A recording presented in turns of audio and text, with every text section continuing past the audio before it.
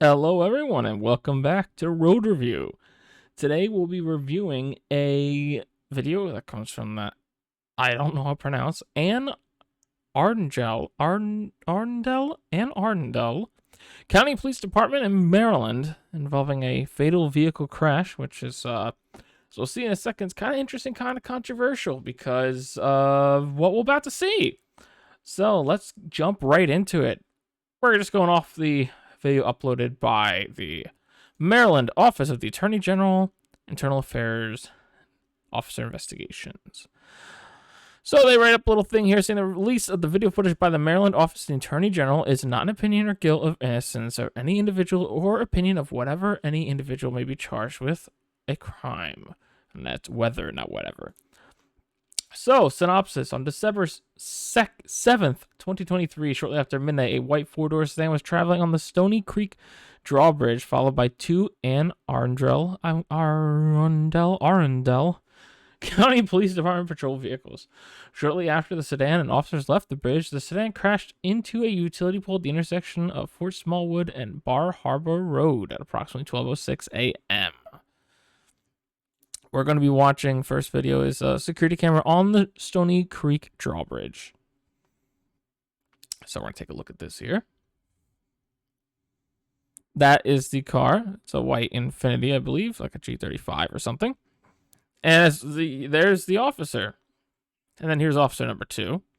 I can see there's still civilians on the road and stuff as they are traveling extremely high rate of speed, trying to keep up with this vehicle. No lights or sirens active. Then watching a second here, we will see the power flashes and flickers because the vehicle crashed into a utility pole. We'll see some sparkage, some transformers blowing. Here's a video recorded by a second camera on the Stony Creek drawbridge. This one gives a better view just how the vehicle that we're pursuing also has no headlights or taillights activated. Look how wildly fast this officer is going with no lights or sirens, passing other vehicles over the double yellow on a drawbridge. So this is the angle from the first officer we saw. And we're going to get into this angle a little more later, so let's just skip ahead to the interesting bits here. Also, you can see how fast he's going just by the sheer grip he has on the steering wheels here.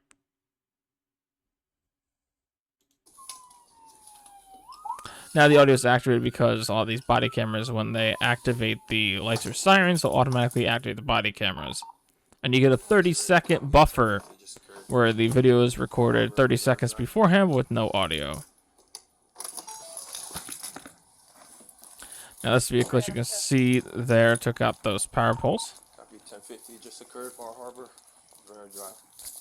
And as you can see by the officer on the radio, he says 1050 just occurred. A 1050 is a motor vehicle accident or collision. They did not mention at all the fact that they're pursuing this vehicle. They only mentioned there was a 1050 that has occurred.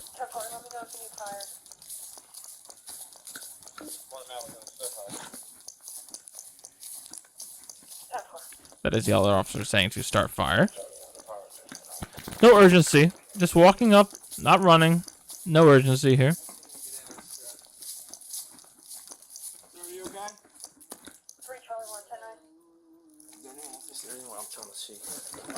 Now, in this vehicle, we'll find out there is the driver in the driver's seat that is trapped. But we will find out, unfortunately, shortly, that there is a passenger, and we'll see in a second why this passenger did not make it. Two? Yeah, it's 2. And that is why the passenger did not make it. Because the passenger's compartment is crushed in about 3-4 feet into the vehicle.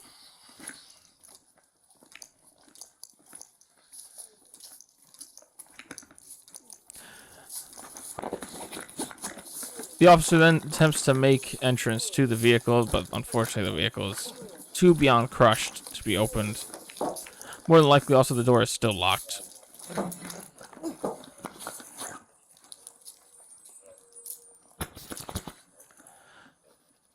We're going to skip ahead a little here to the other officer's body camera. You can see he's driving more relaxed, one hand on the steering wheel. Still keeping a good grip. Still at a high rate of speed. And we're going to notice something I'm going to point it out here for later. We can't see their speedometer based on the body camera positioning being lower on their chest. But we can see, same thing with both other videos, the speedometer and the reflection. And we're going to get into that in a second here and see why it's actually kind of worrisome. Because you might say, oh, they're going slow. But when you think of it, the speedometer is reversed because of reflections. So they're not going slow. They're using up the almost entirety of the speedometer here. Or tachometer. Because watch as they slow down. Watch as he slams his brakes and slows down after the accident here. He's slowing. And you can see it going down.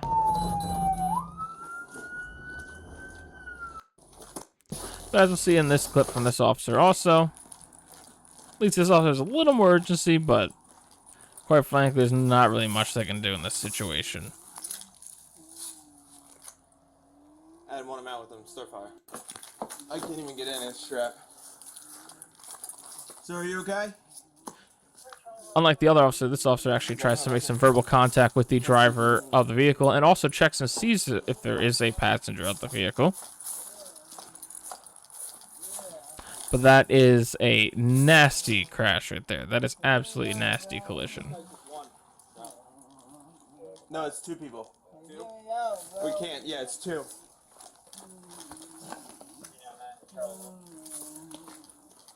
Adam won it. Let's go over a couple facts of the case here. We've got some very interesting conflicting things from news articles here when I looked it up about the crash. So, first, we have from some local Bayonet news. This is from a little bit after. This is on December 11th. It says the Independent Investigation Division of the Office of the Attorney General is investigating the fatal crash that occurred. Yada, yada, yada. The initial review of the evidence indicates that a four-door sedan was traveling at a high rate of speed on the drawbridge. The vehicle's front lights were turned off. Two police department patrol vehicles followed seconds behind the sedan, both traveling at a high rate of speed without the emergency lights activated. This is all true. Shortly after the sedan, an officer left the bridge. The sedan crashed into a utility pole at the intersection of Foxwood and Bar Harbor Roads. The passenger in the vehicle, an adult male, is pronounced dead at the scene. The driver, also an adult male, was transported with life-threatening injuries to an area hospital.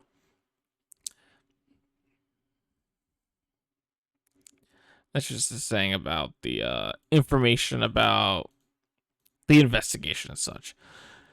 Now, we have another news article from NBC Peacock affiliate here. And this one says, investigating the crash, said a sedan was traveling at a high rate of speed on the Stony Creek Bridge. There's the lights off.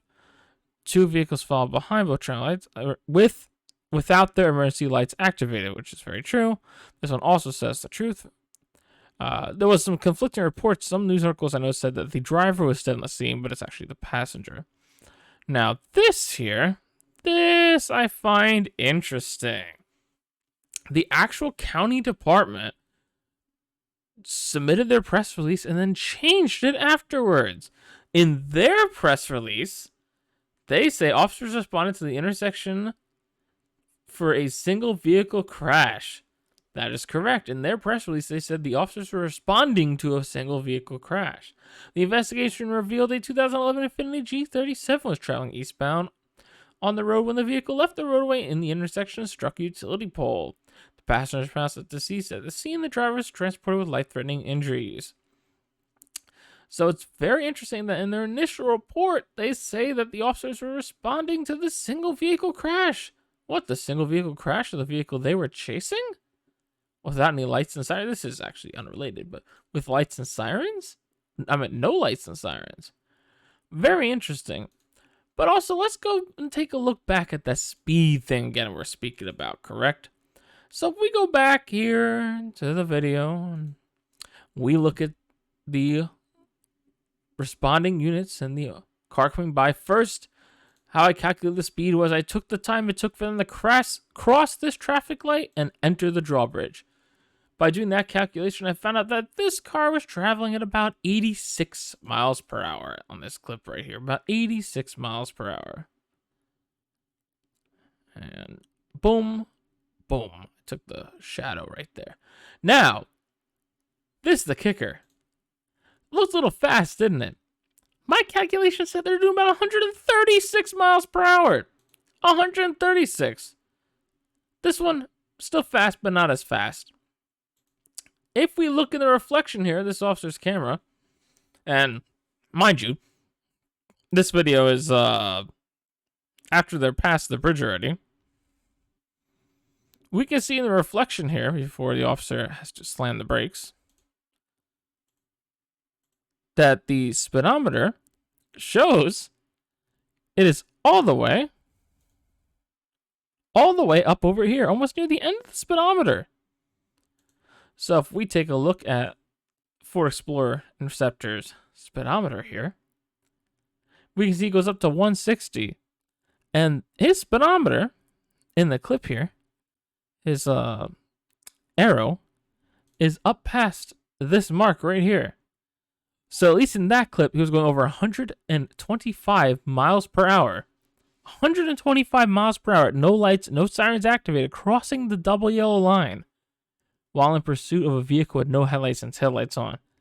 Is this department policy?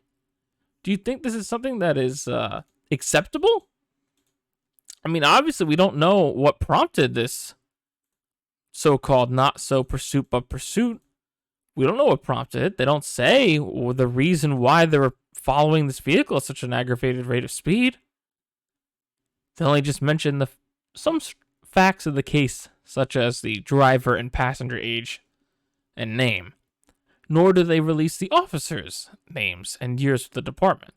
I did check the department policies, and I could not find the specifics on vehicle pursuits, but I did find the specifics on safe vehicle operation. And I did take note that two things that were missing. It does say at night they must be traveling with their wow, it's so fast it just turned into a blur.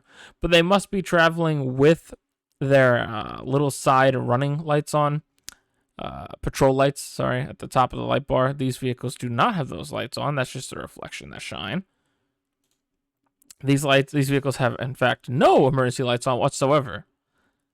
And also it does say, as county employees are to operate their vehicles with due caution and so on and so forth. I mean, what do you think, guys? Do you think this is due caution? I mean, are they justified in trying to pursue? Maybe this is a whole matter of policy. They were too scared to engage with lights and sirens because they know the department doesn't allow pursuits for probably what I assume would have been a trivial traffic stop or violation.